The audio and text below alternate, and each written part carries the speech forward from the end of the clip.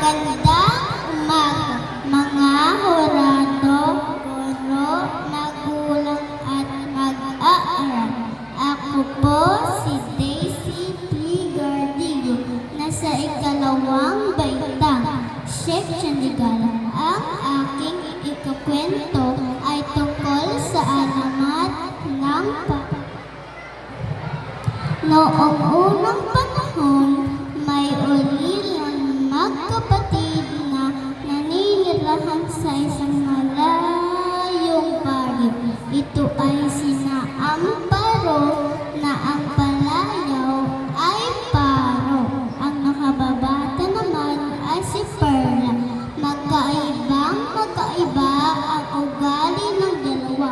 Masipag si Perla, ngunit si Paro naman ay walang inatupag kundi ang magpaganda. Ate, tulungan mo naman ako. Ang dami kong labaheng damit. Karamihan naman ay sa'yo. Sabi ni Perla sa kapatid isang umaga. May gagawin pa ako. Kayang-kaya mo na yan.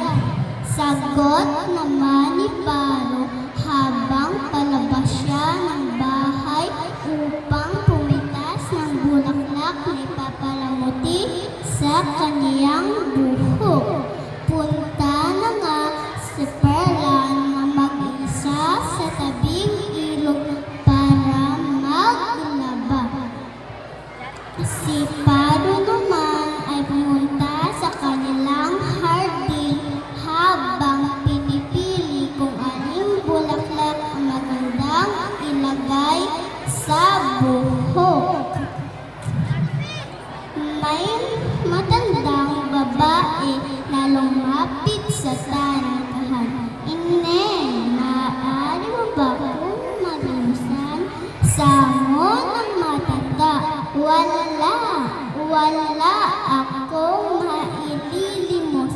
Sagot naman ni Paro na patuloy sa paghahanap na mailalagay sa kanyang buhok. Kahit na ako'y gutom na pagsusumamo ulit ng matanda. Sinabi ng wala, sigaw ni Paro. Sabay pagpitas sa bulaklak na maganda ang kulay. Nagalit ang matanda. Hindi ka lang pala tamad.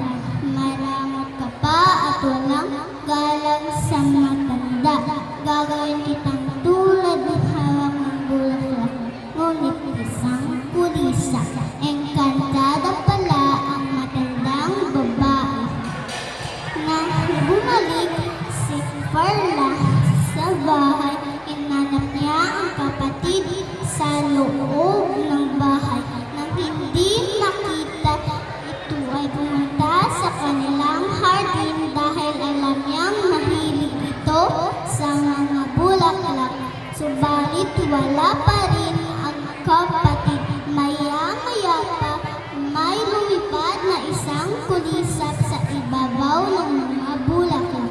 Ang unang naisip ni Perla ay ang kapatid dahil sa ganun